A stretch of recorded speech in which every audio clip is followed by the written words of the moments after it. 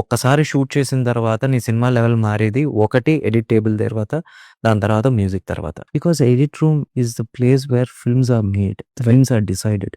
In edit room editor is the first citizen. You have to respect that craft. Venky Atluri గారు తన upcoming movie అయిన Vishwanath and Sons movie ఇంటర్వ్యూలో ఇలా చెప్తా ఉంటారు.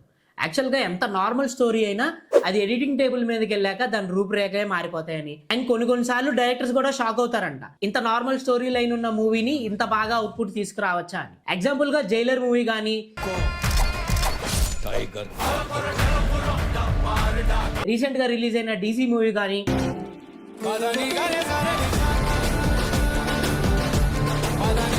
ప్యూర్లీ బ్యాక్గ్రౌండ్ స్కోర్ తోనే హిట్ అయినవి ఇవన్నీ. ఎక్కడ స్లో మోషన్ పెట్టాలి, ఎక్కడ స్పీడ్ ర్యాంప్ వేయాలి, ఒక ఎడిటర్కే బాగా తెలుసు రాదర్ దెన్ డైరెక్టర్.